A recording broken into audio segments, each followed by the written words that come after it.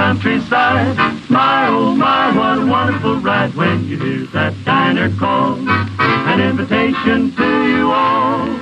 Wheels are clicking on the track, they'll take you there, bring you safely back on the old Milwaukee Road. On the old Milwaukee Road. All aboard, on the old Milwaukee Road.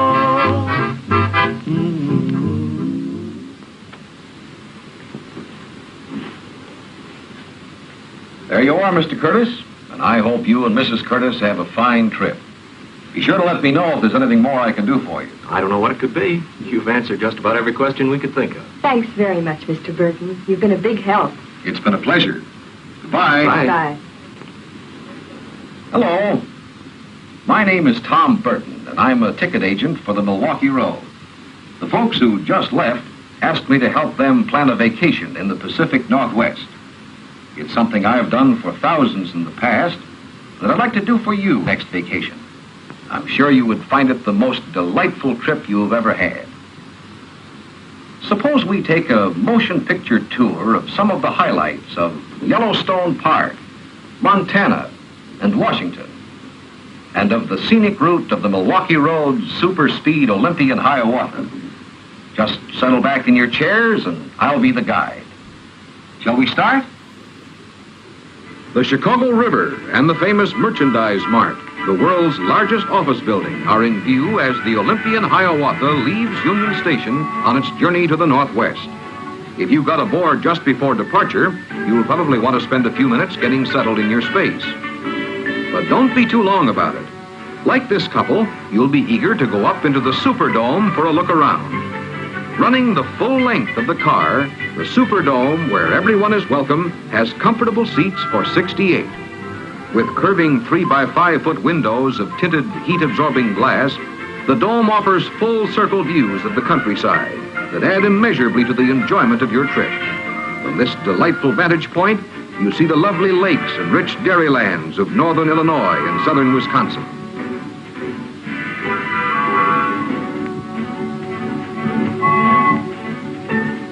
Chances are you'll get out a camera for some on-the-fly portraits of the Midwest.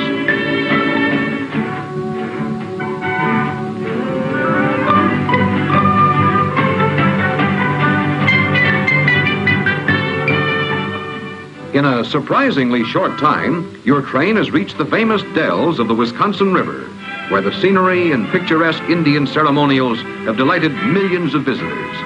The Olympian Hiawatha doesn't stop here, but let's take a moment anyhow for a look around. I am your own, your Hiawatha brave. My heart is yours, you know. Dear one, I love you so. Oh, Minnehaha, gentle maid, decide and say you'll be my Indian bride. Just ride the Hiawatha o'er the trails, through wooded hills and dales, the smoothest thing on rails. We'll get you there on time, this train sublime, the brand new Hiawatha's mighty fine.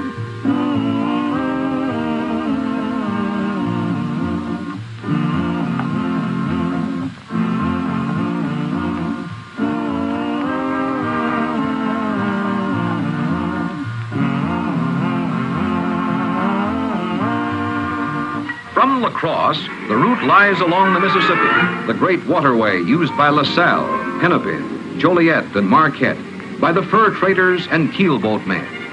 Just as beautiful today, with its wide valley flanked by towering palisades, the river is a delight to fishermen, hunters, and sightseers. From St. Paul, capital of Minnesota, the Milwaukee Road crosses the Father of Waters on the high short line bridge and enters the twin city of Minneapolis. And now, let's take time for a look inside the Olympian Hiawatha. The spacious 40-seat coaches are as comfortable as they are attractive, and all seats are reserved. The fluorescent lighting is restfully free from glare. Overhead racks provide plenty of space for luggage, and there are big, perfectly appointed lounge dressing rooms for men and for women. The scientifically contoured chairs are padded with soft foam rubber. If you want to enjoy a daytime nap or a quiet night's sleep, just flip up the full-length leg rest, lower the back of the chair, stretch out, and relax. Open-section Turolux cars like this were built especially for transcontinental service on the Olympian Hiawatha. Bright and cheerfully decorated, they offer berth comfort and privacy at lower space cost and rail fare than in standard Pullman sleepers. The Milwaukee is the only United States railroad offering this economical type of accommodation. The charming cafe lounge on the lower deck of the Superdome car is a delightful spot for getting acquainted with fellow passengers. The decorative scheme is a happy blending of modern styles with traditional Indian motifs. Colors are soft and warm, and the atmosphere informal. There are tables and booths for parties of 2, 4, and 5 people. Throughout the day and evening, you can chat, smoke, and listen to the radio in the cafe lounge while you enjoy a beverage, a snack, or a light meal.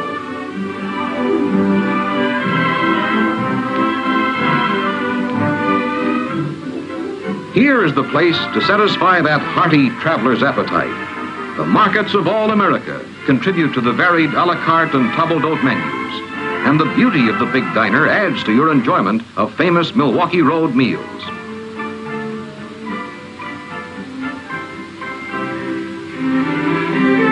Double bedrooms have just about everything. Individual air conditioning controls, clothes closet, running ice water, enclosed lavatory. Adjoining bedrooms connect by day to form suites for family parties or friends traveling together. The big, roomy berths have reading lights and soft foam rubber mattresses.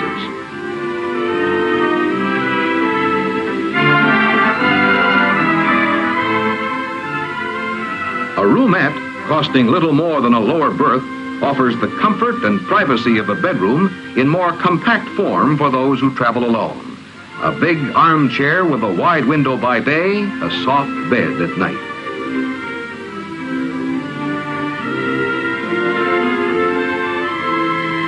The Skytop Lounge, glass enclosed for trackside to mountaintop scenic views, is another unique feature of the Olympian Hiawatha. There are comfortable chairs and sofas, a card table nook, and a library of current magazines.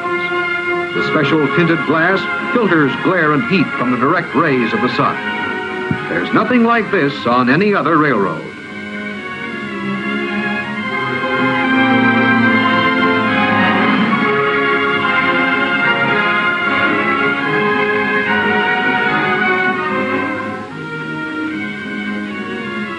Before going on west, let's refresh ourselves on the route of the Superdome Olympian Hiawatha.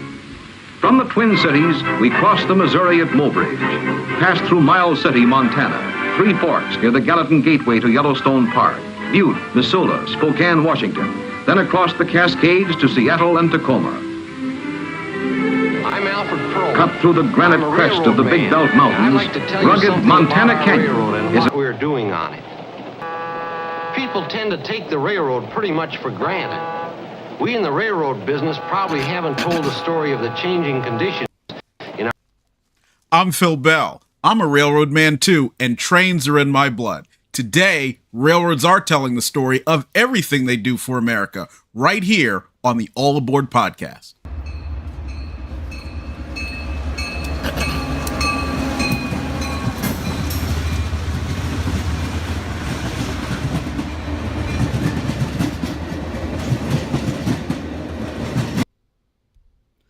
Welcome back to the All Aboard podcast. I'm your host, Phil Bell, and in addition to hosting the All Aboard podcast, I also serve as Deputy Director of the Center for Transportation Advancement, which is a project of the Parkview Institute. It is a pleasure to be back with you here. First of all, for those of you who were on last night, let me thank you for sticking with me. I know our audio was terrible, so I wanted to give it a second chance today. So thank you so much. Please leave your comments in the live chat. We want to read them in addition to the comments that we are going to read from the last few videos that we have had that are related to Amtrak. Also, as we get started, I want to wish you all a happy Valentine's Day. In case you're wondering, I will, in fact, not be celebrating Valentine's Day, except going trackside to celebrate with my first love, which is America's railroad system. So, let's get started, and we've got a couple of messages right here from Jessica Kasumi. Jessica says, passenger rail is something that should be embraced, not shunned. The whole, quote, add another lane philosophy so far hasn't improved traffic, it's made it worse. Oh, and because of the railroad being shown, insert your own Milwaukee Road meme here, LOL. Thank you, Jessica, for your comments here. Yes, the Milwaukee Road, believe it or not, has become a meme. I did not realize it. You might notice the Milwaukee Road is actually who our logo is patterned after.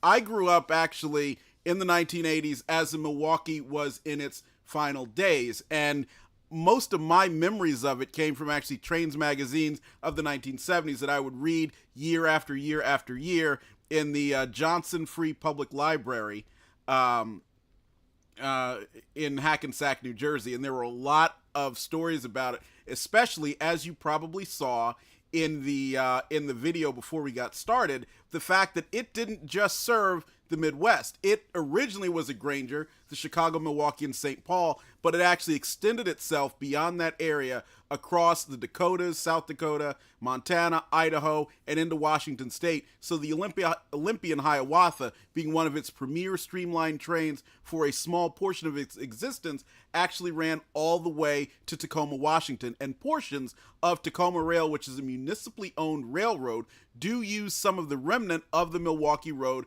out in the Seattle and Tacoma area. For the most part, after, I believe it was 1980, 81, somewhere in there, the majority of the Milwaukee Road west of Miles City, Montana, was abruptly abandoned and, shut down first, but then legally abandoned later, with only small portions remaining with track on it. And it is an example of what happened before the Staggers Rail Act really had the opportunity to take effect. Something like that would never happen today because a deregulated railroad industry, where the railroads have the ability to compete for traffic and provide the services that customers actually need and actually want, is something that would have kept railroads like the Milwaukee Road alive, allowed them to thrive, and allowed a lot of those communities they serve to grow as opposed to shrink into nothing. But we are here to talk about Amtrak, and we will get a little bit into policy as we do. And I want to say, if you made a comment, whether you're making a comment in the live chat that we read, or it is one of the comments under the videos that we read, I'm going to get in touch with you and get your contact information so we can send you a customized all aboard podcast HO scale boxcar. Now, it's going to take a while because I'm going to put them together myself. Right now, the staff is just me and producer Nancy, so I'm going to put them together and we will send them to you over the next couple of months. So bear with me, but I want to thank you all for taking the time to share your thoughts and ideas and so on with this. So the first comment we're going to read is from Bruce Hain 6 days ago. He said, great idea. Warrington tried that at one point, and he seemed quite certain Amtrak would be profitable within a year. The feds got rid of him as quickly as possible before it was completely realized. I always tell myself he closed the Boonton line, or Boonton line, depending on whether you're from North Jersey or not, as a temporary cost-cutting measure, but it's been that way 25 years now. You can never make the Lackawanna cutoff to Scranton compete favorably with the bus without an upgraded Boonton line connected to Penn Station. Been working on a design for same. Also, the Orange Branch. You've got to have part of the Boonton line to get to the Orange Branch. Both need tunnel upgrades. The Orange Branch is a bigger tunnel upgrade. Bruce, thank you so much for your comment. Now, for those who are listening around the country, and you may not be familiar with Northern New Jersey and North Jersey rail infrastructure, I encourage you, after you're done listening to this show, please go online, please go do a Google search for Boonton, or Boonton as we say in North Jersey, Boonton, Boonton Line, and also a search for North Jersey Railroad map, because North Jersey is probably one of the most heavily covered parts of the North American railroad infrastructure. That's because for many years it played host to so many railroads: the New York Central, the Erie, the Delaware Lackawanna and Western, the New York Susquehanna and Western, Conrail, of course, now today. Oh, the Reading, of course, we can't forget the Reading. Conrail, of course, played a critical role in the infrastructure there for many, many years, combining a lot of the assets of those railroads I mentioned along the Central Railroad in New Jersey into one network that is used today by CSX and Norfolk Southern to move a lot of the freight. Of course, there was a lot of commuter traffic operating over the former Erie, the Lackawanna, the New York Central, Jersey Central, and the Reading, and now a lot of this traffic is operated by New Jersey Transit, and that is who Bruce Hain is referring to when he mentioned Warrington and some of those lines. Warrington was George D. Warrington, who was president of Amtrak in the late 1990s and early 2000s. Before that, he had come from New Jersey Transit, and he was an interesting guy because in addition to having a transit background, he also had a pretty strong background in public administration. And you've got to remember, when we are talking about publicly owned and publicly operated infrastructure, as Amtrak is a publicly operated railroad, and also a lot of your commuter rail carriers like Metra, Altamont Commuter Express, and so on, they are going to be looking for and be led by executives that have a lot of experience in the field of public administration. And that is going to give them not only a different perspective on what's happening, but it's also going to impact their decisions in the way that they handle a lot of rail service. So one of the things that happened while George Warrington was there is that what we call the lower Boonton line, which is not there for the most part anymore, a big portion of it's been torn up, was shut down by New Jersey Transit, with a lot of the service being relocated to the Morristown line and then the Montclair branch. The Montclair branch, and a lot of this happened actually after Warrington was there, was extended to Great Notch on new track and electrified. And so this, extended around Great Notch on new track and was electrified. And so this way,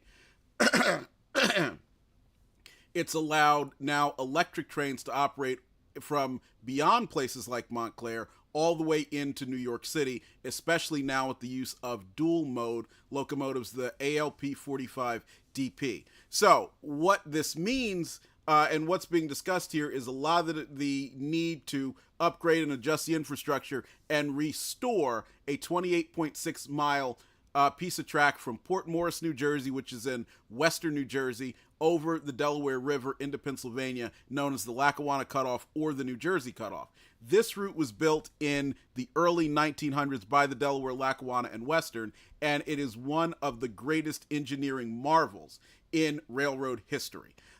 What's so interesting is that going westbound was a continuous downgrade, and it was built in a place where there was no railroad or even anything where a rail bed could have been put in the first place. Well, the Delaware Lackawanna and Western gave way to the Erie Lackawanna Railroad. The Erie Lackawanna Railroad, of course, went bankrupt, taken over by Conrail. Conrail had no use for this trackage, so they abandoned it and tore it up. And ever since then, despite the fact that the state of New Jersey wanted to get a portion of it and counties in Pennsylvania wanted to get a portion of it, you ultimately ended up with it becoming just a rail bed.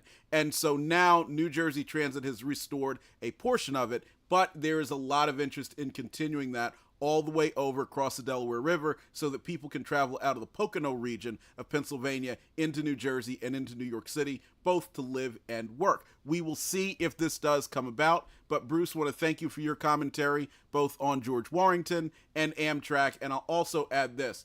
What he was speaking of with respect to what George did in the 1990s on Amtrak was called Amtrak's Mail and Express Service. And the Mail and Express was an interesting way that they decided to actually carry freight with passenger trains. And this is something that I had expressed should be done in the last video, Make America's Passenger Trains Great Again. Now, my plan is for Amtrak to work with the freight carriers that they operate over in order to turn the majority of their trains into mixed trains, handle freight for those carriers as part of their movement. In this way, the passenger trains would take up fewer slots on freight railroad trackage, but they would also provide a further benefit to the freight railroads by moving their freight. And when you combine that with another suggestion I had, which is to abolish Amtrak's own T&E, that's train and engine crews, and then have them go to work for the freight railroads, those that choose to, and for Amtrak to once again contract with freight rail carriers to utilize their crews, this would not only abolish any labor problems that would come with Amtrak operating mixed trains and carrying freight for their host railroads, but it would also give the host railroads the ability to increase their intermodal offerings in particular, as well as perishable and so on, because now these would be running as part of passenger trains on passenger train schedules. A win-win for both sides, and an end to the very difficult situation we have right now where Amtrak does not pay anywhere near what the value of their presence is on freight railroads. So that's important because that's been a problem for the freight rail carriers ever since May 1st, 1971. And quite frankly, if you were renting out a piece of your property to someone and they paid so little that it didn't cover the taxes, it didn't cover utilities, and it didn't give you anything left after you've done all that, you would probably stop doing it. Unfortunately, the freight railroads can't, and this would solve that problem. Now, before I continue on, we got a few more messages from Jessica. Let me read those. She says, I'm from SoCal, grew up in the final years of the Santa Fe and the Southern Pacific. Of the two, Santa Fe was doing better than the Southern Pacific at the time, even if SP wasn't really SP. Rather, it was the Rio Grande as they took on the SP name in 1989. Similarly, when SP and UP merged in 1996, it was the D and RGW, the Rio Grande, and they took on the UP name for brand recognition, meaning the current Union Pacific is the Rio Grande. And finally, speaking of the cutoff, you would probably love to discuss it with Chuck Walsh. He has a channel all on the Lackawanna cutoff. Thank you, Jessica. I will go watch that after this, and I'll go ahead and put a link in the comments after this is done. A little bit of discussion there on the Rio Grande, the Southern Pacific, and so on. That's actually very interesting. We did a video not that long ago, middle of last year, about Santa Fe Southern Pacific, because the reason that all of those changes that Jessica mentioned happened with the SP actually started in the early 1980s when the Southern Pacific and the Santa Fe proposed to merge. And what happened, this was the last time that the Interstate Commerce Commission, which was then the railroad's economic regulator, stopped a merger from taking place.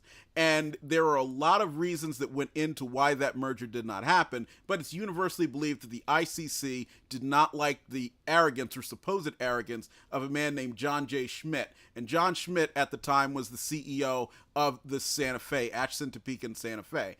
And he did not want to make much in the way of concessions to other railroads in the region, which included the Union Pacific, in terms of trackage rights and the like, believing that it wasn't necessary. Now, as part of this, in those days, and this was actually done again recently with the CPKC merger, one of the railroads that was going to merge would be placed in what's called a voting trust. And this would happen because before the railroads were allowed to merge, their holding companies, that is the company that actually owns all of their stock, but that company itself is then owned by the shareholders, whether that might be one individual like a Warren Buffett, or if it might be owned by public shareholders such as CSX's or Norfolk Southern. So to give you an example, CSX Transportation is the primary operating entity of CSX. CSX Corporation is the holding company for CSX Transportation. So getting back to this merger, the Southern Pacific and the Santa Fe created, and I think it was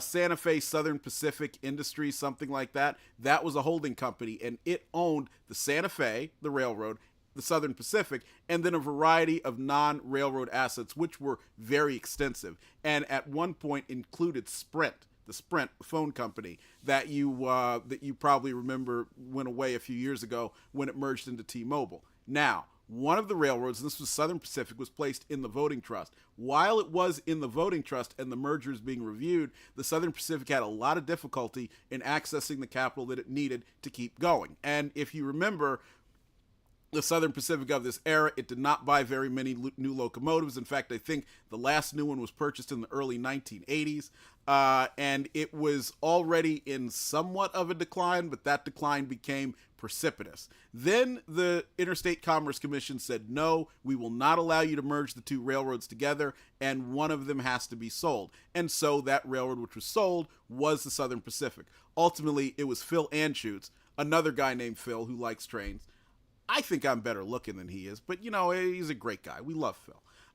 He purchased, after already controlling the Denver and Rio Grande Western, he purchased the Southern Pacific. And then the Southern Pacific and Rio Grande started to operate together in a coordinated fashion. And that's why if you ever look back and you see a lot of these Southern Pacific locomotives that have Rio Grande style lettering called the speed lettering, that's where that came from. And while the Southern Pacific nominally remained headquartered in San Francisco, decisions and so forth, big decisions are being made out of Denver, where Mr. Anschutz then as now still lives. And I, was very lucky. I got to go to one of his resort, the Broadmoor Resort, which is someplace you should absolutely visit if you ever get a chance. It is a beautiful property, and there's a great story about him being a little boy and going to that resort with his parents and saying, hey, I'm going to own this resort. And of course, when a little kid says this, anybody around kind of chuckles and goes on about their business. Well, Mr. Anschutz ultimately did that. And of course, he became the owner of the Southern Pacific, owner of the Rio Grande. He set up Quest, QWEST, which was a phone company, a baby bell, that ended up laying fiber optic cable almost entirely across the routes of the Rio Grande and the Southern Pacific. And so that's why most people speculate that that's the real reason he decided to get into railroading, is so that he could lay fiber optic cable, which made him a visionary, because now a lot of the communication we do, including having this podcast, was made possible because of those fiber optic cables in many parts of the country. And then ultimately he sold the Southern Pacific to Union Pacific, and Union Pacific now operates its property, and for a very long time, he was the largest shareholder of the Union Pacific. Now, Jessica, I would not say that, Union Pacific, is the Rio Grande today. And the reason why I wouldn't quite say that, although I do see where you're coming from, is because, you didn't have as much in the way of Rio Grande and Southern Pacific personnel rising up to the top leadership of Union Pacific. And so what I like to do, although what you're right about, however, 100%, is that the current day Union Pacific was incorporated as the Southern Pacific Transportation Company, and in the mergers, they changed its name to Union Pacific. So it's not the Union Pacific Railroad Company of Utah, which was the Union Pacific that we know for so long, based in Omaha and with all the city streamliners and so forth, at least not on paper. But I tend to look at mergers as being, who ends up running the show. With the Union Pacific merger, when it took over the Missouri Pacific and the Western Pacific, it ended up being ultimately Missouri Pacific people who kind of pushed out some of the more classic old school Union Pacific people and ending up running the railroad. And so that was a lot of the culture clash that happened when you saw them taking over SP. And a lot of the discussion that you heard at the time was that, well, maybe they should have listened more to the former Southern Pacific officers than trying to implement their own plans when that merger took place, and a lot of things were in flux for a while. So that's a very interesting observation, and I do thank you for that. And I will message you along with the rest of the other folks we read to get you your All Things Trains boxcar. And please keep commenting. You are terrific, and the rest of the folks out here who are doing it as well. So let me move on a little bit to Rallying for Rail. Rallying for Rail, let me thank you for your comment as well, and I'm going to go ahead and read that. There are a lot of interesting ideas here. Possibly my favorite is the freight attached to passenger trains. As you probably know, the biggest cause of Amtrak delays is freight interferences. Therefore, if passenger trains run freight from the freight companies themselves, then they may significantly reduce delays, given that freight rail has a vested interest in getting their own freight from point A to point B on time. It's a very creative idea, one I really like. Thank you, Rallying for Rail. And I want to address something that you bring up there, and that is the issue of freight train interference. That's been one thing that has become a rallying cry of passenger rail advocates over the past several decades, and I would even say since Amtrak was originally created. But it's important to go back and look at what went on then and why we are having these conversations today. Now, when Amtrak was created and started operations on May 1st, 1971, you had the private railroads continue to operate the trains for Amtrak, even if Amtrak then had the financial responsibility for them, those that they were taking over. But in that time, a lot of the infrastructure that was used for passenger trains, and this is something that had really started from the mid-1960s on, was gradually removed. And so you've got to think about large stations like Cleveland Union Terminal in Cleveland, Ohio. You've got to think about the famous New York Central 4-track main line out of New York City, even the famed Broadway that the Pennsylvania Railroad had. And as an aside, the Broadway Limited, which was operated by the Pennsylvania Railroad, Penn Central, and Amtrak, it ran from New York to Chicago.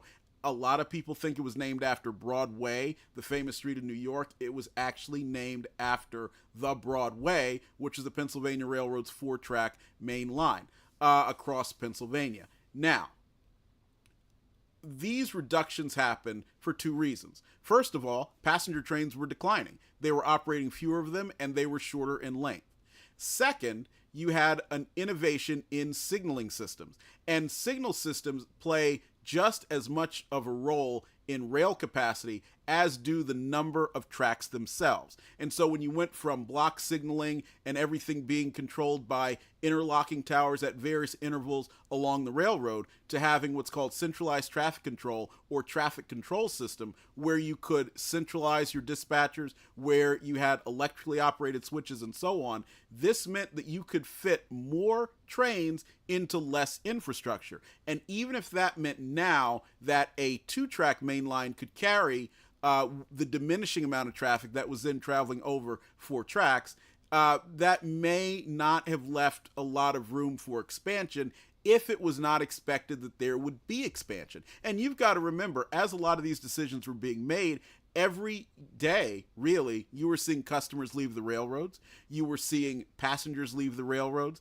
and you were seeing managements that were faced with the decision of, do we try to wait for things to turn around, or do we simply make a very difficult decision that might be painful, but we're going to go ahead and do it?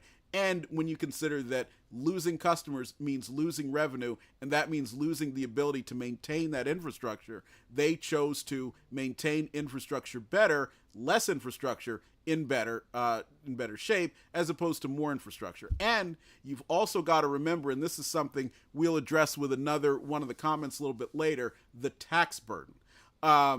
When CSX and Norfolk Southern split Conrail, CSX, for example, then stretched all the way from Florida up to Boston, Massachusetts, Montreal, Chicago, St. Louis, New Orleans, as it does now.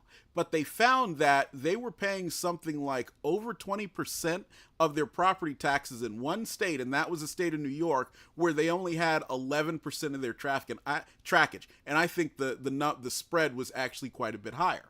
Because you've got to remember, unlike any other mode of transportation, railroads must pay property taxes on every municipality, locality, and so forth that they pass through on their railroad lines. And this puts them at an incredible disadvantage, especially with respect to highway transportation.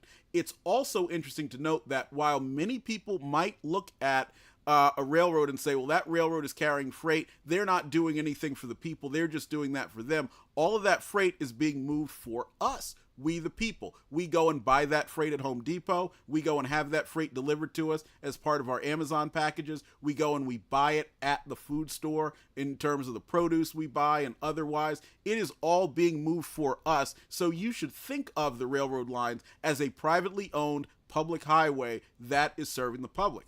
Unfortunately, the public highways that you drive on, those are not taxed. You don't have to pay a property tax for every inch you go over. You pay a small fuel tax when you buy gasoline to help maintain them. Some states now are trying to do vehicle miles travel taxes and some other items that are out there. But the railroads, the private railroads, pay taxes. And in the state of New York, for example, they would even charge you based on things like spikes and joint bars and so forth. So they actually sent someone out to value that. And if you improved your trackage at all, they would say, oh, I see you improved it. Well, time to raise the taxes.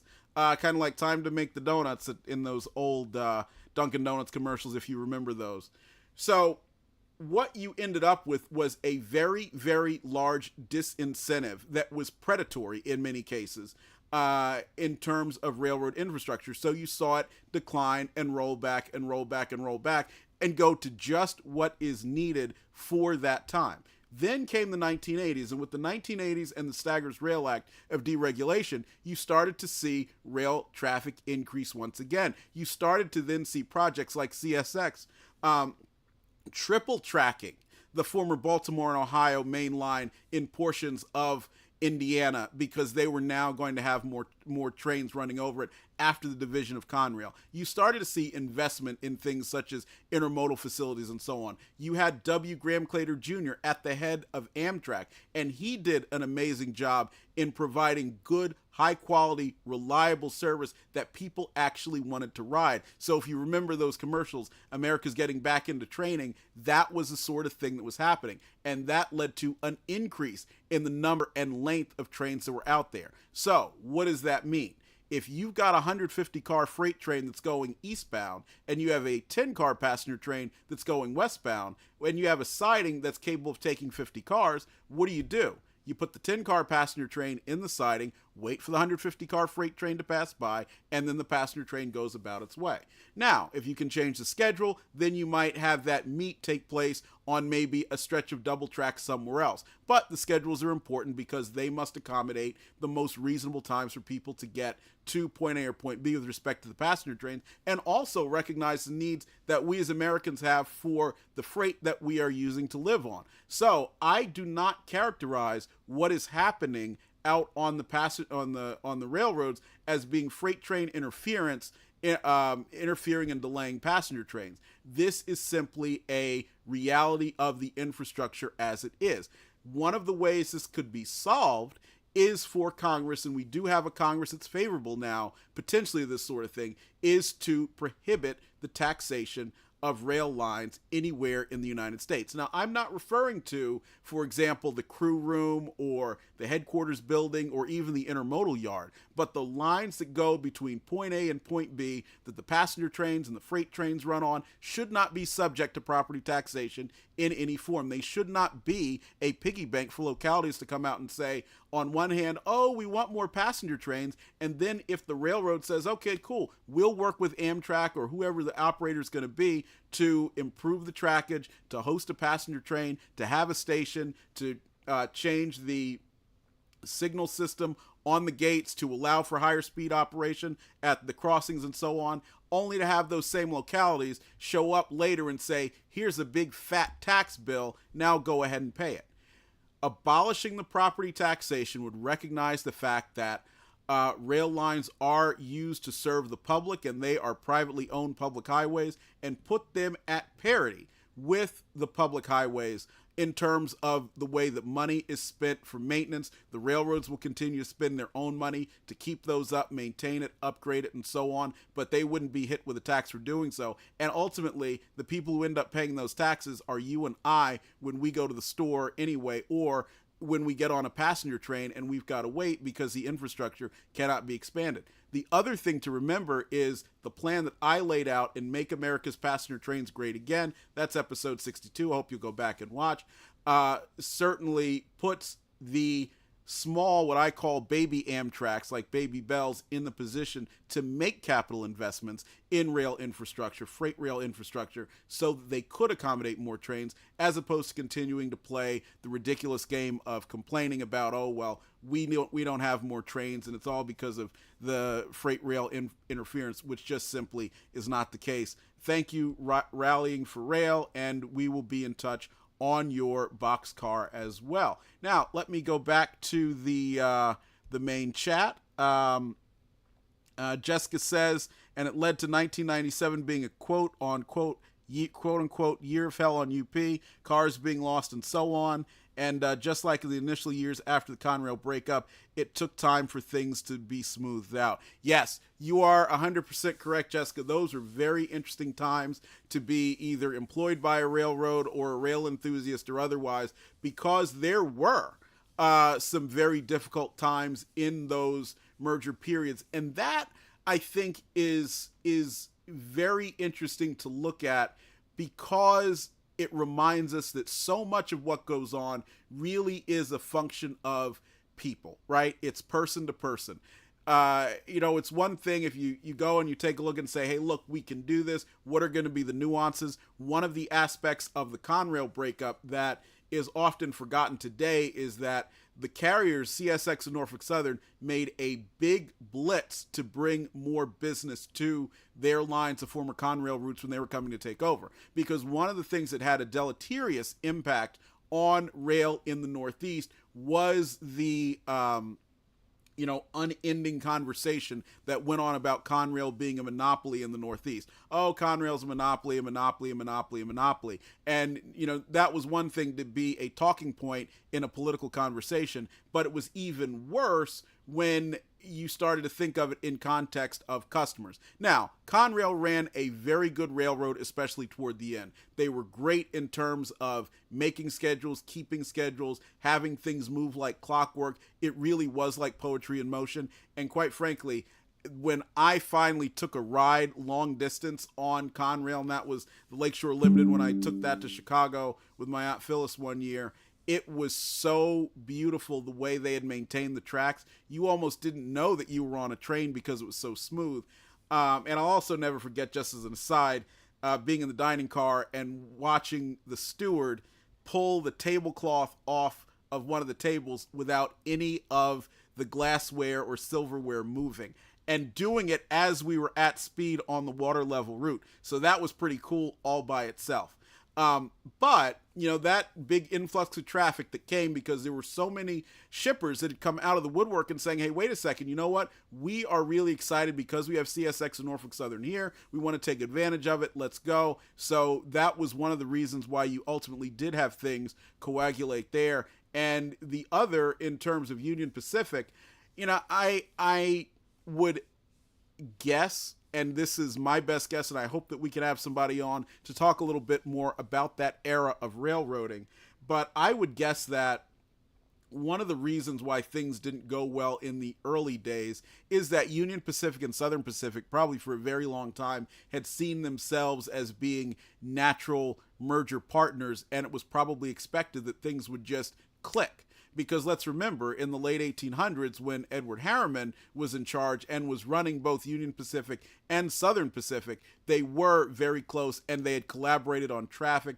for over a century through the Ogden Gateway and so on. And so theoretically, it should have been a natural merger, kind of like, or just as natural as me going to White Castle and digging into a plate of sliders. And unfortunately, it wasn't quite that. But you can definitely say in the years since then, Union Pacific has done a very good job of integrating those properties and making a very solid, coherent, seamless railroad out of all of that. And now when you look at some of the traffic patterns, the growth in traffic on the former Missouri Pacific, across Texas and so on, you're really seeing a lot of that. And so while we definitely miss the scarlet and gray of the Southern Pacific, and I love the Anschutz era personally because you had the speed lettering, which I thought was just such a nice touch. We miss Southern Pacific and the Cotton Belt as well.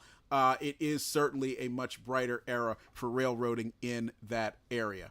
And now let me move on to the next comment that we've got here, scrolling down a little bit. And this comes from Scott Sheehan, 1596. He says, been in the Amtrak lounges in Boston and Los Angeles. Nothing to write home about. I was disappointed in them. Have been in Vias in Toronto. The same thing. Yes, you are right. A lot of the lounges that Amtrak has are disappointing. And that's why I say we do not want to build station REIT, as I called it, around all of Amtrak's lounges. We want to use the one in New York City at the Moynihan Train Hall as being the template for all of them. because everything about that lounge, with the exception of some of the grouchy people at the front desk, is something that really could be marketed. First of all, the way that it is situated with a dramatic view of the concourse, so you have the ability to people watch. I know that's going to vary based on the building that you have, but the point is having good scenery out of the windows so that whomever is there can get a little bit away from just the mindset of, I've got to get here on time, I've got to be there, where's my bag, and so on. They can actually go ahead and relax, having good offerings, not just good food, but also things like wine, champagne, and so forth. That is so important. Number 3, being quiet and sumptuously appointed in terms of the furniture that's there. This should not feel like just another waiting room or a employee lounge. This should feel like someplace that can be a true respite from everything else that's going on, and that's what they've done so well in the Moynihan Train Hall facility, or at least that's the way it was the last time I visited. So I want to build around that as being a unit of the station REIT, which I said in that episode would own Amtrak's access to all the stations, whether these are stations it owns fully, or they're having access to simply a platform in a smaller community. This is what we would sell as part of that. And the lounges, which we would put not just in train stations, but in airports and in downtown cores and so on, all across the world, that would be the true growth engine. So, thank you, Scott Sheehan 1596. And then moving on to Northern Utah Livestream, who said, just trying to book a reservation on Amtrak is an exercise in sadness. Their website is inept. Cannot route your trip via connections with multiple trains. It takes hours of research to find which trains arrive and leave which cities at which time. There is no schedule for you to get this info. Never mind, the point is the customer service is terrible. We booked a trip which should have taken minutes to accomplish. It took several days of calls. If I didn't love trains so much, I would never waste that kind of time.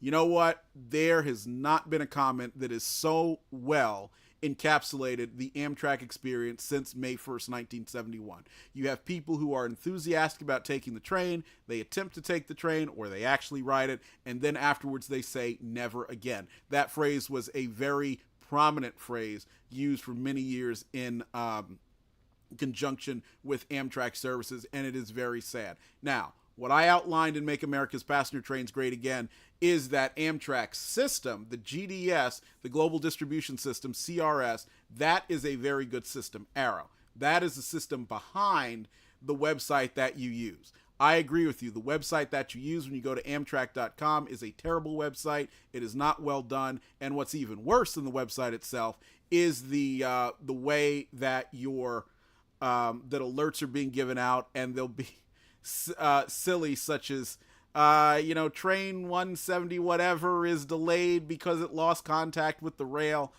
which is a very euphemistic way of saying derailment. The website would have to be completely blown up and replaced with something that has the exact same functionality as something like Delta's website or American Airlines website, with, however, the adjustment to ensure that you are able to book trains and book segments as you need to.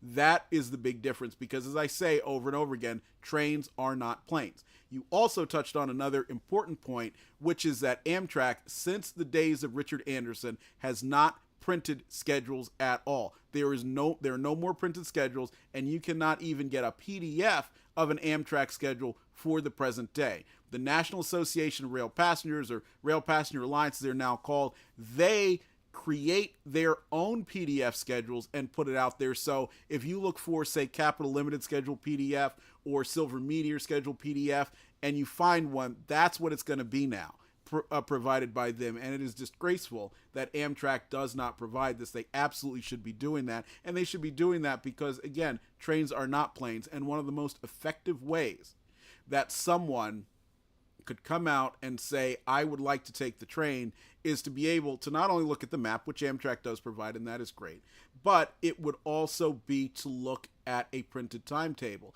and say, oh, I didn't realize this train stops in Kissimmee. I've got my aunt that lives nearby. I'd like to go. I had planned to go up to Jacksonville. Maybe I'll do a stopover in Kissimmee and spend the day with her and then get on the train tomorrow and go. That's the kind of thing that you can do when you have a printed schedule. And the fact that we don't is preventing a lot of that, which is impacting revenue and impacting the ability of the public to make use of America's passenger rail network as it currently stands. And now, going back to the chat a little bit, Jessica says that Conrail had a philosophy of doing the best job possible. I've heard this from many crews I've met over the years, and some I've had cab rides with. BNSF is a merger that worked well because in the final year, BN operated AT&SF, Atchison, Topeka, and Santa Fe. AT&SF operated BN to see how the other operated as the kinks were worked out before the merger was finalized. And you make a great point there in that the BNSF merger went very, very, very well. And another thing that I would add to that comment is that one of the big reasons is there wasn't a lot of overlap in terms of the Santa Fe and the Burlington Northern. So if you really think back, and we're going to talk about this in our next episode where we ask, was Penn Central actually a good merger and actually successful? And I know that's going to get some of you thinking, wait a minute, Phil, have you lost your mind? But I think we'll have an interesting conversation over that. One of the problems that I tend to see with a lot of mergers, whether we're talking about in rail and otherwise, is when there's overlap and you're trying to make that coordination. So let me give you an example. I love trains, as you know. Rail photography, tried to start my own railroad, sell items, sell memorabilia from time to time, and also do a little bit with model trains just for fun here and there. And of course, we're going to put some of that on the podcast as well. My good friend Nancy, that's producer Nancy, she is just as passionate about Barbie dolls. Now, if we had two companies, we could merge them together, and we could merge them together to take advantage of some things like treasury functions, so you have one treasury function for both, and so that maybe we could put both of our products in the same stores or at the same shows and so on, because you might have a family come and mom loves trains and the daughters love Barbies and dad couldn't care less or whatever it is. Well, now you have the ability to market to the whole family, right? Or almost all the whole family through the same place. Now, a merger like that, there wouldn't be a lot of overlap, a lot of things that could be difficult to put together. But let's say that there was another podcaster out there who had a business, and I said, okay, well, let's go ahead and merge. Well, then we're going through a railroad podcaster. Well, then we're going through, and we're talking about, okay, well, I pay my bills through QuickBooks, you pay your bills this way, and so on, and you have a lot of difficulty in merging a lot of those things. And so with some of those mergers, it didn't quite go so well, at least early on, and then in the case of Penn Central, melted down completely. A lot of that had to do with shared terminals or duplicate lines and so on. And while it might have looked one way on paper to say, okay, well, now we're going to use this line rather than that line, and all the through trains are going to go through here, and none of them are going to go through there. Well, that meant you had a lot of people who had to be informed on this change, who had to understand how the change was going to work. You had to look at how that was going to impact down the line here, there, and everywhere. And for a lot of these that were done in times where we don't have the tools, especially computer tools that we have today in order to do a lot of that modeling and so on, or the ability to just simply text somebody and say, hey, if we take all of these, can you fit 14 trains a day in Walbridge Yard? You say, whoa, man, I can't do that. You get the answer like that, as opposed to sending letters or waiting for an analysis or otherwise to come back. That is one reason why I think you had mergers like the BNSF merger that were not as difficult to execute, and also why some of the mergers that have taken place since then, like CPKC, have been a lot easier, because as well as CSX and Pan Am and so on, because it was much easier to understand where the duplications were going to take place, model what the problems could be, and plan for them in advance.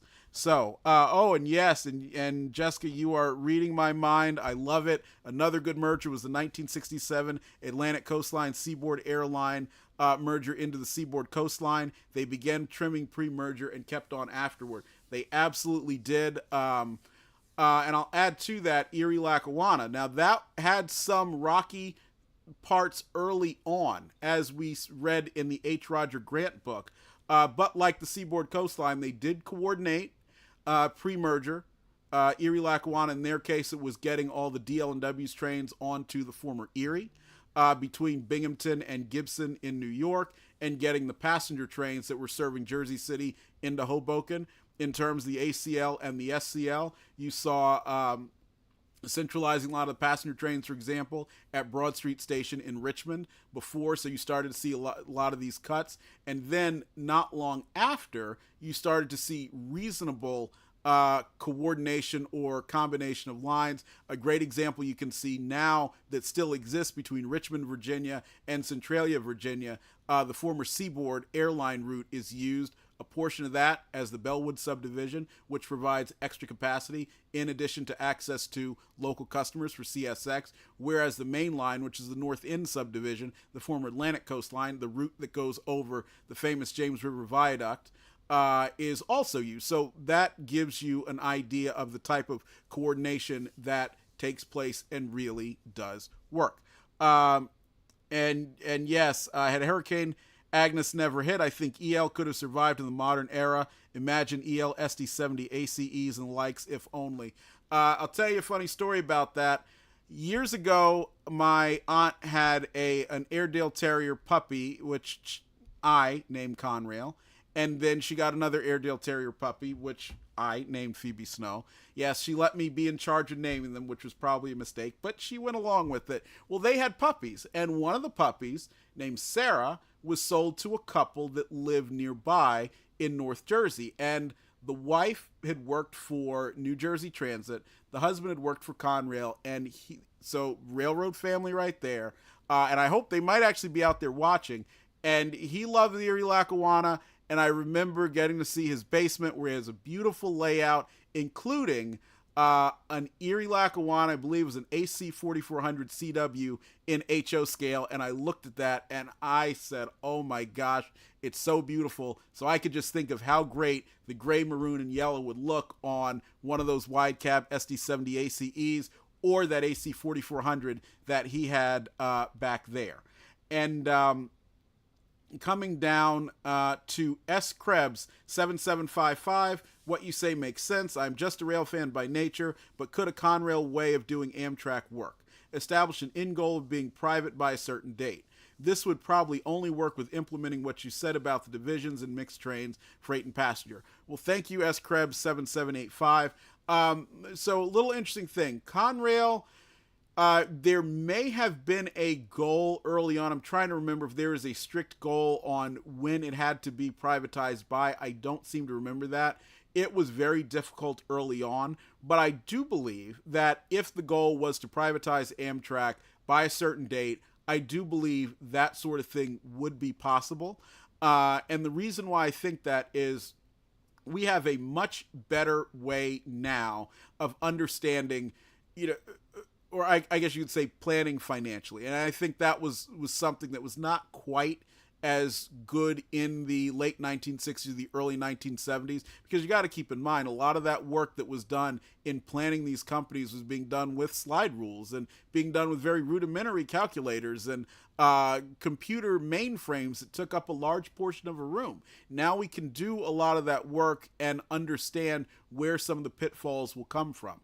A big thing that will be necessary to make all this work is to reach reasonable labor agreements. Because the reality is this, and this is something I didn't touch on as much as I should have, part of the problem for passenger train profitability is that if we are going to have organized labor, which we most certainly will, what the rates that they're going to charge are going to have to be commensurate with what those trains earn.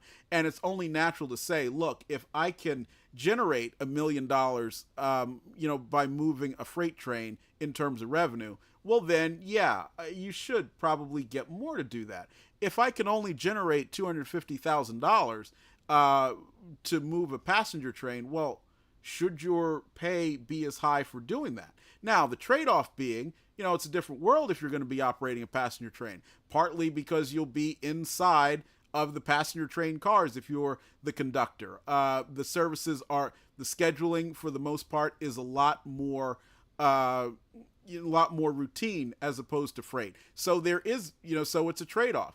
Get paid less to operate passenger trains, have a little bit more of a routine schedule, and, different working environment and so forth, as opposed to being on freight. Now, I know there are going to be some folks in organized labor who will hear that and their heads will explode, but this is a conversation that needed to be had really in the 1940s, and we absolutely have to have it today.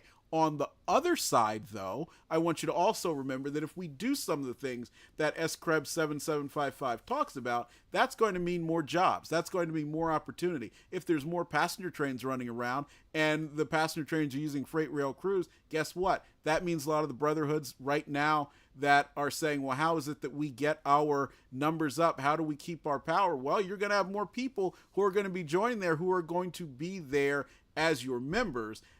Even if they're going to be getting paid less to operate a passenger train than they are a freight train. So that is something to think about. And so I certainly agree with you, SCREB 7755. I think putting Amtrak into a Conrail mode and taking a lot of the steps that Conrail took in terms of how you are approaching the services and what services you provide can absolutely be successful. Now, Mr. Reed, 89, Brightline in Florida does passenger rail very well. I'm in upstate New York, and I think Brightline could do very well here if it operated some Empire Corridor routes. I agree. Brightline had a great opportunity to ride that toward the end of 2023, and had a great time. I think their equipment is very good. I like their approach to service. My recommendation, again, if you ride Brightline, please just pay for the most expensive ticket. Don't do what I did and say, no, I'm going to get the cheap ticket. I want the $60 ticket. And then you get on and say, well, I want some food, $20. Suddenly you paid the price of the expensive ticket. You just did it in two different ways. What I didn't like about the Brightline, as you know, is the security scanning, scan your bag, that type of thing, because that's going to be the first step on the way to bringing the TSA to the railroads, and that would probably be one of the worst things that I could possibly think of. And also their cars, which are the same Venture cars that Amtrak has, the same body and some of the same interior aspects, the same that Amtrak uses that are reviled in the Midwest. Well, the seats are just as bad on Brightline, even if they are more nicely upholstered. So, I do think a Brightline type model being used in the Empire Corridor could be successful, and I'd certainly like to see that. Now, the last comment that we're going to read from this one, and this is the reason why we had the Olympian Hiawatha video playing at the beginning, comes from US1 Fed Vet. And he says, "You have a great channel. I was fortunate as a boy to be able to ride aboard the Olympian Hiawatha a month before service was suspended. The City of Los Angeles, City of Denver / Portland, the Super Chief, and the Chippewa Hiawatha, and Copper Country Limited. In addition, I was a several-time traveler aboard the great Rio Grande Zephyr after the Rio divorced itself from Amtrak." We talked about that a little bit earlier with Jessica there, the Rio Grande. "There, without exception, great memories because the purpose was to be with people that meant something to me. The fact that I was treated kindly and with great courtesy in a manner befitting someone of stature was something I'd not seen before then. Those roads embodied professionalism and competence along with providing classy service. Please keep up your exceptional work that embodies clarity and research. All the best to you." US1 Fed Vet, thank you so much. That is an amazing comment for a variety of reasons. First of all, you make me almost cry, in just the trains that you described that you had the opportunity to ride. I have heard nothing but amazing things about the Union Pacific service, the City of Los Angeles, City of Denver, City of Portland, City of San Francisco, the Challengers, the Super Chief on the Santa Fe, the beautiful, amazing Hiawathas of the Milwaukee Road. What your comment, I hope, conveys to the rest of the folks who are listening to us here is what those passenger trains really meant to the railroads. While it might have been going on in the corporate office that they would look at spreadsheets and say, hey, why are these trains losing so much money? This is a drain on us. This is difficult. At the same time, they also believed in putting their best foot forward, particularly on these great name trains. One of the most interesting stories that kind of goes along with this, I spoke to a rail executive about 2 decades ago, and one of the true lions of this industry, and he was talking to me about Southern Pacific and Ben Biagini's service, and that while they were trying everything they could to get rid of the Sunset Limited, they made it tri-weekly, they came up with the automat car and so on, at the same time, they believed in providing top-notch service. And so much of this, so much of what he described there and what you describe here, US 1 Fed Vet, went away on May 1st, 1971. And it is a shame because that is what most people desire when they talk about taking the train, when they think longingly about, oh, I want to hear the whistle and I want to eat in the dining car and I want to do this, I want to do that, I want to do the other, all these things that they discuss.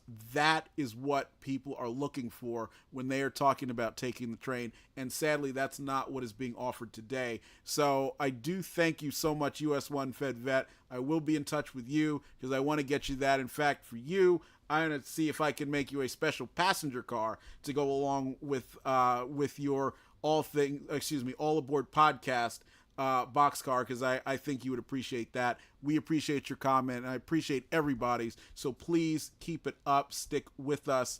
And back to the live chat here. Jessica Kasumi says Stanley Crane is easily one of the most important men in the Conrail story, using what he learned from his time at the Southern Railway to make Conrail work. Yes, Stanley Crane, L. Stanley Crane, who at one point also, I gotta say this, it's obligatory, at one point he had worked for the Erie, which was known as being a training ground for future rail executives for times through its history, even if it was not the most successful railroad financially. Stanley Crane, truly also one of the lions in the industry, and he is one of the people who came from that great lineage of the Southern Railway. The Southern, I think, was probably one of the most unremarked great railroads in American history. And it goes all the way back to its formation with J.P. Morgan reorganizing the Richmond Terminal system to create the Southern Railway Company in the first place in 1894. And then through leaders like Ernest Norris, Fairfax Harrison being something what I would call a philosopher king.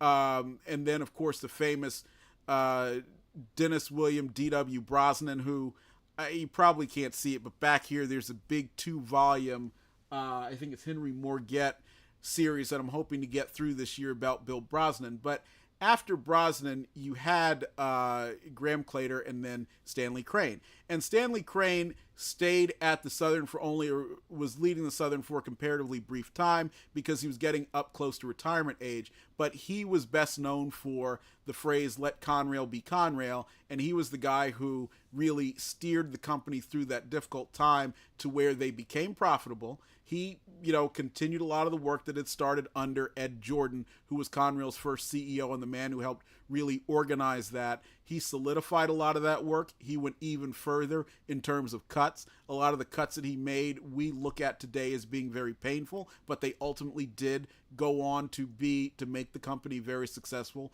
One of the most prominent that you can see today, it doesn't involve going someplace where there aren't tracks anymore, is around Horseshoe Curve. There's only 3 tracks. There was 4. He was the man who took the 3rd track off of Horseshoe Curve.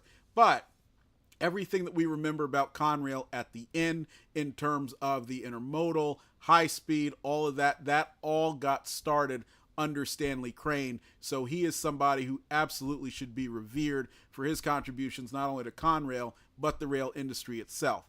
Also of note, one other thing about Stanley Crane that I always find to be the most interesting is for Conrail's office car special, and I love my executive trains, especially the Conrail OCS, because it was pulled by EMD E8s, which are my favorite locomotives.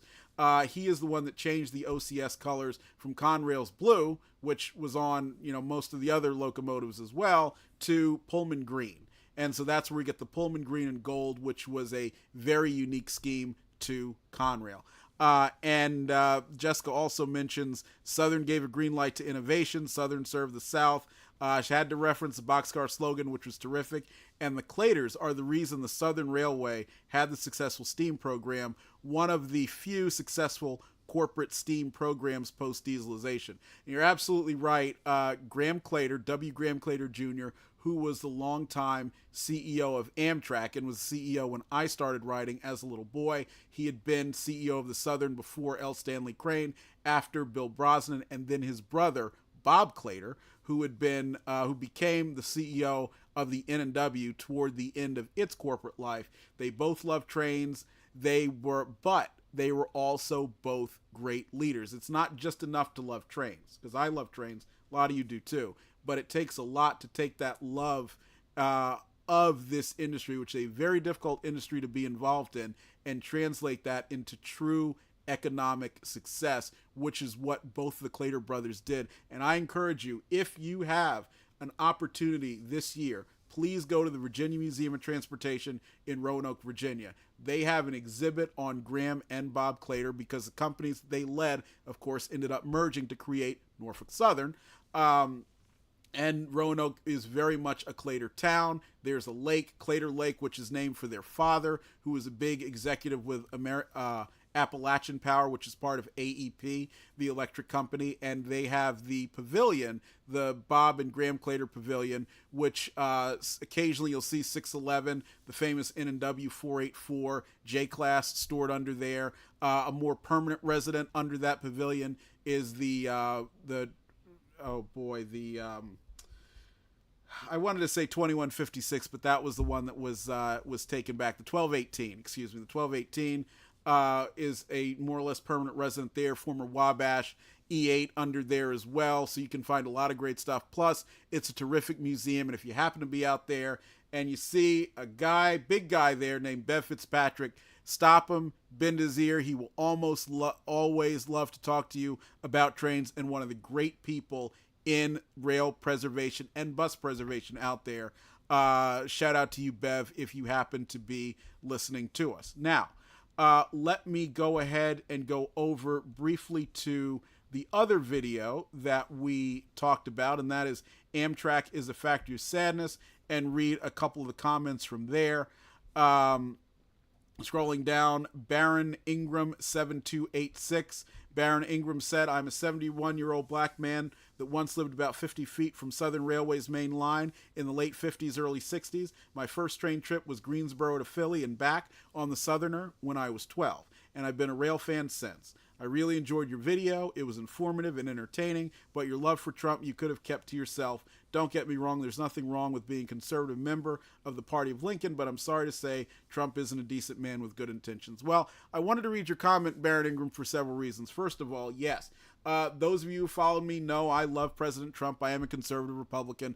I am a free market guy. I wanted to remark on that for two reasons. First of all, one of the things that I always hope that people will recognize is the importance that politics plays in transportation, because no matter how free market you might be, or no matter how pro-government you might be, the people who lead our country are going to play an important role in transportation policy, and that will in fact impact how railroads run, what locomotives are pulling the trains, how we are going to ride in the passenger cars, and so on. So it is important for everybody, regardless of your political stance. You like Trump, you don't like Trump. You liked Biden, you don't like Biden, whatever it is important for you just as much as it is to understand the difference between an SD45M and an SD45T-2. It's important for you to understand who's leading our country, what their policy is toward rail, and what their policy is toward transportation in general. And I hope that each of you will take some time to do that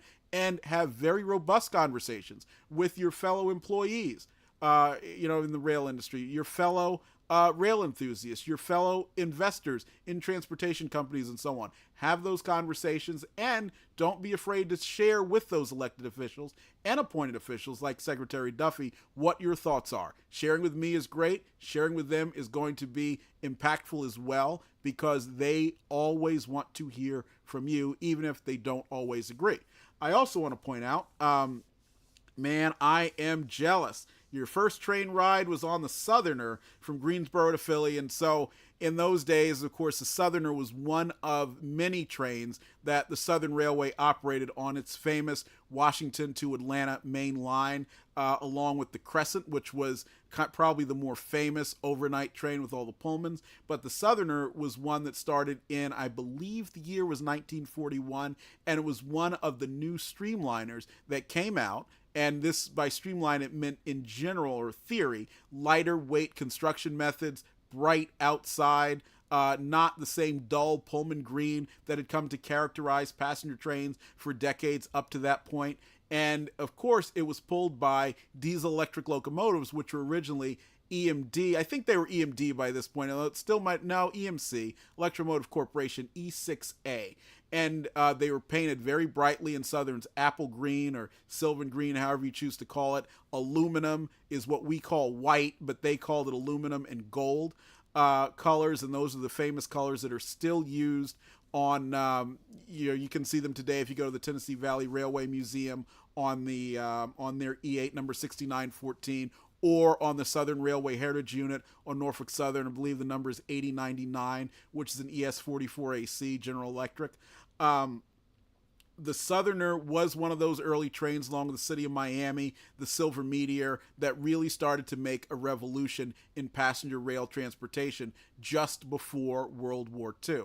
And that led to a lot of investment, which today would be in the multi-billions in terms of new passenger cars, diesel electric locomotives, and other changes in order to modernize the passenger experience and help it be competitive with the then growing airline industry, and also incentivize people to say, I want to stick with the train as opposed to ride in my personal automobile, which, by the way, at the time was nowhere near as much fun or easy as it is today, when you consider the way that the build quality in automobiles has improved dramatically, when you consider how easy it is now to just have your traveling companion hop on the cell phone and say, hey, you know what, we're getting kind of tired. Can we find a hotel nearby, book a room, and go right in?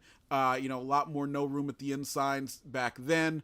The ability to find a lot of places to eat, the ability to get a lot more roadside assistance. So it's a lot easier now than it was then. But even then, the railroads had a very uphill battle in terms of getting people to say, no, I'm going to stick with the train. And what I think really exacerbated that, and I've touched on this before, but I think you really did get hurt by World War II in that there was a whole generation of American men who associated the train with a very difficult time in their lives and in our country's lives, because so many of them were shipping out to the war on the train. So many of them were coming back, in some cases hurt or shell-shocked on the train. And so I could certainly see why, even if they weren't directly saying, hey, I don't want to see the inside of a train car, in their mind that was probably it. And I think that was one of the real reasons why you had such a precipitous decline as the 1950s wore on. So Baron Ingram 7286, thank you so much for your message there. Going down, Brian Burns 7211 makes a very good point talking about the and I'll read a portion of it. I've thought a lot about the whole passenger train debacle. First, it's been mentioned hundreds of times about how railroads were taxed and the government spent the tax revenues on airports and highways. Amtrak was and is just a token for the politicians to say that we have passenger rail. If the government folded the company, there aren't many places where a significant impact would be noticeable. The long-distance trains would have the least impact. I think most ride them for the experience. Sure, you could fly and go coast to coast within half a day. Excuse me. You could drive or even take a bus. I'll admit that a passenger train is the most comfortable mode of ground transportation. With Amtrak, there are a couple of problems which point to the token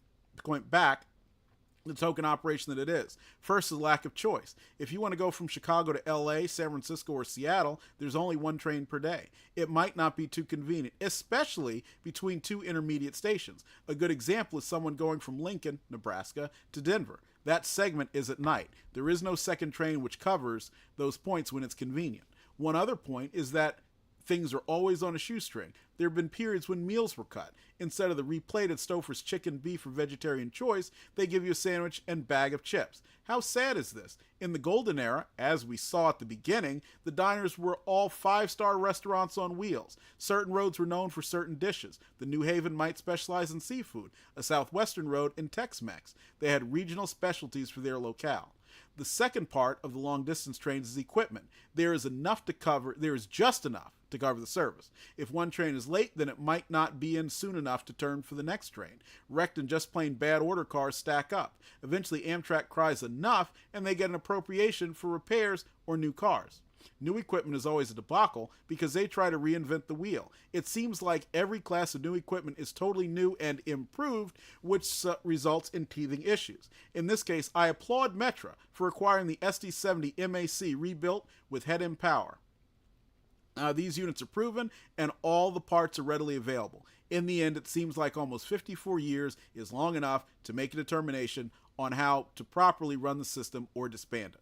I have to say that regional services have been more successful. Chicago-Detroit, Chicago-Milwaukee are successful, as is Portland-Boston, and of course the corridor. There used to be NYC-Boston trains via Hartford, Springfield, Worcester. They were taken off. Back then I lived near Hartford. It would have been very nice to ride to Boston for the day. Unfortunately, the train schedule made it impossible. Why couldn't they have a train which hit Hartford at 6 to 8 a.m. and a return which left Boston about 5 to 7 p.m.? Thank you so much for your comment there, Brian Burns 7211. Couple of interesting stories. First of all, Hartford is very interesting for me because my mother and father met in Hartford while they were at Aetna Life Insurance training, so I get to say that I have a life insurance company to thank for my life. I also lived in Boston, and my first trip to Boston for college was actually on the line you speak of, which was called the Inland Route or Inland Route Service. So the Shoreline, which runs through Rhode Island, is the primary way. Providence, Westerly, Kingston, as well as in Connecticut, New London, Mystic, and so on. Old Saybrook, that's the shoreline of the former New York, New Haven, and Hartford. And that's where Acela Express and the regional trains run. Amtrak owns the Springfield line, which is also a former New Haven route that leaves at New Haven and heads north through Wallingford, Meriden, Windsor, Windsor Locks, Hartford, and then goes to Springfield. Now, after some money has been invested in the line above it, called the Connecticut River Line, it continues north along that way up to Holyoke, in that area where UMass, or in the area where UMass, Holyoke, Amherst, in that area. So now there's service that goes up there. Well, when I was first going to Boston for college, Boston University, in 1999, and going for my orientation, this was during the period when they were electrifying the shoreline to be able to handle Acela Express at the 150 miles an hour. And so some of the trains were rerouted over the inland route that you speak of, and the inland route is the Springfield line that goes north from New Haven up to Springfield, Massachusetts, and then you turn right to get on the Boston and Albany, which at the time then is now owned by CSX, former Conrail Boston line, and originally Boston, there's a couple of different railroads in there, but the Boston and Albany, a subsidiary of the New York Central, and then head east to Worcester, Framingham, western suburbs of Boston, and then Back Bay Station, as well as finally Boston South Station. So that's actually how we went, and we made no stops between New Haven and Boston, with the exception of sitting outside of South Station because we actually arrived ahead of schedule. And so that cultivated with me a big fandom of traveling the inland route. And at the time, they had 142, train number 142, which was the eastbound version or northbound version that would go up to Springfield and then east to Boston, and then 145, which was the southbound version. And I would ride those as often as I could until, as you said, Amtrak got rid of them and I think it was around 2003, 2004. I seem to remember that. Because I always remember watching them when they still had the F40PHs on, and you would see them come through the Boston University campus, which was always a beautiful sight because, as you probably figured out, I've never been a big fan of those Genesis engines in the first place, but they're here. So, but you saw the F40s, they would be coming through, and it was certainly a little bit of a throwback for me to when I was a kid in Florida, and we had many of those same F40PHs. At the time, though, pulling these 20-car long trains that were just a party on rails. But you made a couple of other good points.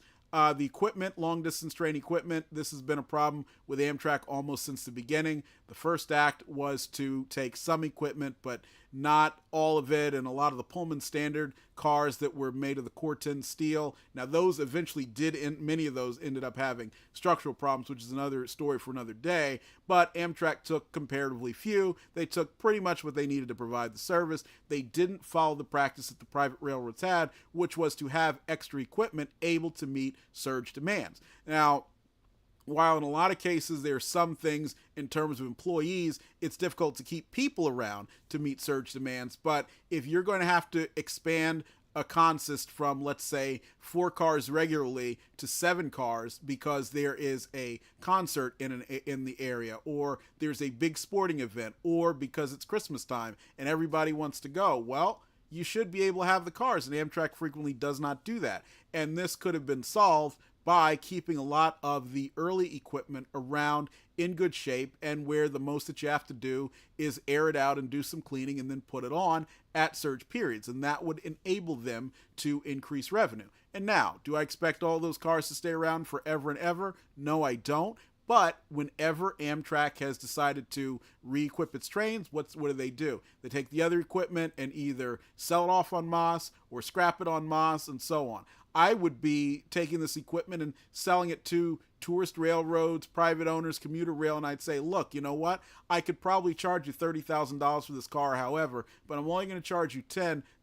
But if you sign an agreement that says, if we need it for surge periods and we let you know 45, 60 days in advance, then we can requisition the car for that. I, as a future hopeful private rail car owner, would take that deal in a heartbeat, especially when you consider that Amtrak does a lot of that maintenance. But did they do things like this? No, they just let it go. And so that is one of the reasons why not only is the procurement difficult, that it has to be accomplished in the first place, but then we frequently see these periods where capacity just declines, and passengers are not even waiting around. They just say, look, I'm going to get in the car and go elsewhere. And that's it.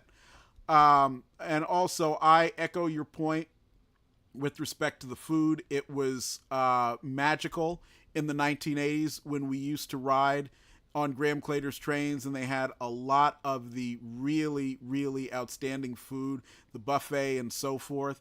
That was tremendous, and what it's declined and become is an abomination. So while I do give a lot of credit to the people who prepare that food and really do make an effort, like on my trip to Chicago and the Capitol Limited last summer, it's really a shame that they've got to work with such poor offerings and managements who really should know better. Scrolling down a little bit, Mail Tom Powell. While I'm not a fan of complete privatization, it might be interesting to take a page from the Japan Rail regional approach. That would allow long-distance lines to be maintained, while regional needs and experimentation and even privatization could also occur. Yes, Japan offers a great template that could certainly be used. Now, going back to the live chat for a moment.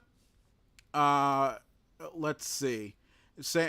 Last great NS CEO, in my opinion, is Charles Wick Mormon. Under Mormon, NS was truly at its peak, similar to how Joe Henricks is leading CSX and making CSX better. Speaking of DJT, he really is the best president we've had in ages. I appreciate all the hard work he's done. He's done even more in his first term so far, in this term so far, than in the first, and I love his picks to lead. Thank you, Jessica. I agree with you on that 100%. We've been having a great time here at what I call the Gulf of America Studios, shouting out all the great stuff that President Trump is doing. And I'm really excited to see what he is going to do with passenger rail. And I truly do hope that some of the folks in the administration will take the time to look to watch this episode as well as the last two that we did on Amtrak, because this is really a great opportunity to inject as much free market thought and opportunity into passenger rail. Your comments on Wick Mormon. I was blessed, had a chance to meet Wick a couple of times, and he really is a great guy. And what's interesting, if you ever do see him, he is almost always willing to talk to you. He gave me about 30 minutes one day to meet with him in his office and pitch him an idea I had to buy some lines from Norfolk Southern. This is somebody who very well could have just taken it, torn up the paper, shut me down, and never heard anything. But here I am sitting in his office at 3 Commercial Place in Norfolk, Virginia, and I believe the year was 2010.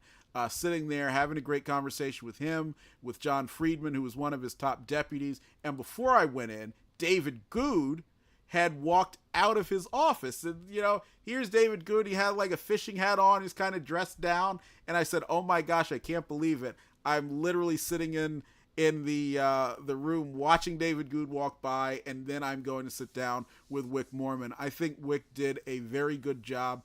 I think he really did have the type of dedication to not just railroading, not just making a profit, but truly the traditions, all the great traditions that came from the Norfolk and Western and the Southern. And, he's a Southern guy. He started out on the Southern, I think it was 1970, in the management training program. And even in his office, and I'm sure he won't mind me mentioning this, he had several HO scale green, gold, and aluminum, or green, gold, and white HO scale E8s there in his office, which I thought was really neat. And a little picture of him as a boy on a steam engine. And he started by saying, I was a boy who loved trains, and that really resonated with me because I was the same way. And so I have a lot of respect for Mr. Moorman. And so shout out to him. And who knows, if you see the Sandy Creek, which is his former New York Central observation that once ran on the famous 20th Century Limited, there is a good chance, that he might be there. So wave at Wick if you happen to see him there. And now we are going to read one more comment, because there was a really good one that I saw when we did this the first time. And let me see if I can find it here. And give me 1 second. This is one of the interesting parts of live podcasting. And here we go. Maestro Mechanico 597. And I'm going to read this in full because it's very, very good. What to do with the NRPC, that's National Railroad Passenger Corporation, Amtrak's legal name. I've already written ad nauseum on the subject in the pages of This Week at Amtrak and don't want to go to therapy. Even so, here's a couple of thoughts I've had since then. Whenever someone says, quote, the problem is running on the freight railroads, unquote, I want to scream. It was touched on in this video that Amtrak doesn't really cover their costs for slots on the railroad, a legacy of the Rail-Pax compromise. Rail-Pax is the original name for Amtrak, as in Rail Passenger, PAX. And that was the legislation, Rail Passenger Service Act of 1970, that enabled it. Another part of that compromise was trains stuck at 80 or 90 miles per hour because higher speeds means higher levels of maintenance and higher property taxes for the railroad. Same is true for extra capacity for better passenger service. The government offers money for capacity, and the railroads don't want it without tax abatement or relief. So number one, you cannot fix Amtrak without fixing the railroads first. And we talked about at the top of the show the issues with railroad taxation. So here in the Sunshine State, we have seen our trains get shorter and shorter, our service to the Midwest evaporate, and an imperfect train to New Orleans and California come and go. At the very least, run what's there to maximize potential patronage. So number two, add cars to the existing trains. And Maestro Mechanico, that goes exactly what I'm saying. My first trip, as I said, was on board Amtrak 8292, the Silver Star, in the mid-1980s, before the Burgess Connection and the S-Line, Norlina subdivision was abandoned. And actually, I think we ran over the Everett subdivision as well. These trains were literally a party on rails, several hundred people every time. You would have 15 cars, 16, 17, you name it, 20 plus at times, pulled by the F40PHs. The train chief of onboard services watching over, working with the onboard service personnel to provide great service. You had two, not one, but two lounge cars. You had a diner, which was twin unit. One was the buffet car. The other was the table car where people would actually sit and eat. It was truly special. And I think if the majority of Americans saw one of those trains come out of the past and got on it, and by the way, we're only talking about the past of the 1980s, we're not talking about the past of the 1950s, they would be overwhelmed with how good the trains were then. Well, what happened? Graham Claytor left. His successor, Tom Downs, said, we don't want to pay for a maintenance facility in Tampa. And oh, by the way, we're getting rid of these Heritage Fleet cars too. Now, there's a little story about that. One of my favorite governors of Florida, and I did a lot of growing up in Florida as well as New Jersey, is Bob Martinez. And I love Bob Martinez. I got a picture of him that I've had ever since I was a little kid. Bob Martinez lost re-election, replaced by Lawton Childs, and so on. But what does he have to do with Amtrak and the trains that Maestro Mecanico mentioned? Well, there was a long time ago, a couple of guys were sitting on a bridge somewhere in Florida and they were fishing. And this bridge happened to be a railroad bridge. And a train came by while they were sitting on the railroad bridge where they were trespassing illegally again. And it came by and somebody happened to do something that we've all done while we're on board a passenger train. Go into a restroom, use the restroom, and flush. Now, this was in the era before retention toilets. And what happened? These idiots got sprayed with some effluent, and they weren't very happy. Now, normally we laugh at these people and say, you should have known better than sit on a railroad bridge, but no, what do? They ran to Bob Martinez and they said, hey, I don't like the fact that I got splashed with all this stuff. This is wrong. So he started jawing with Graham Claytor, who was president of Amtrak at the time, and said, oh, you got to have retention toilets, so we're going to take action against you. And Graham Claytor said, if you take action against us, we're going to stop serving Florida.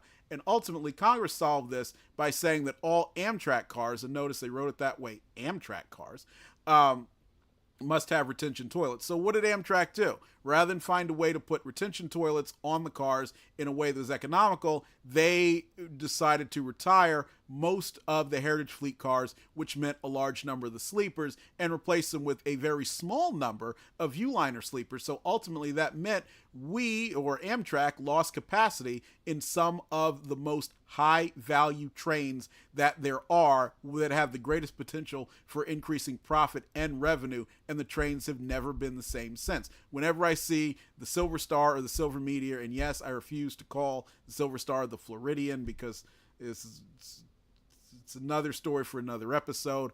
I look at it and I say, well, where's the rest of the train? Because it's not there. The only time it's even come close is when they've combined the Silver Star and Silver Meteor, and it started capacity-wise to look like what it was again. And notice, I'm not saying this because of the look of the train. I'm not even saying this because of any love for specific equipment. I'm talking about this in terms of what it takes to actually carry passengers and provide the product that is necessary to keep people riding the rails and spending increasing amounts of money as time goes on.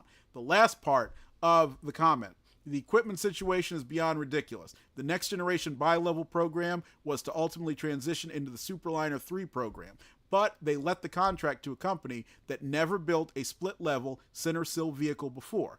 Then they gave the Viewliner 2 contract to an outfit that had never before built a shot-welded vehicle shell before. Ultimately, 130 new Viewliners were added to the fleet and the 30-car option scrapped, and Next Gen Bi-Level, less said the better. So, number 3, quit trying to reinvent the flanged wheel and build some rolling stock by those who know what they're doing. Now my head hurts. That's enough. Well, Maestro Mecanico 597, thank you so much for your comment. Very insightful. I'm going to go look and see where I can find some This Week at Amtrak, maybe on eBay or otherwise, because I would like to read what you wrote. I'm also going to be reaching out to you and a couple of the other commenters out there, because we would like to have you on some of our future episodes to talk about trains, because as I say, this is not just for me to talk to you, this is for me to talk with you.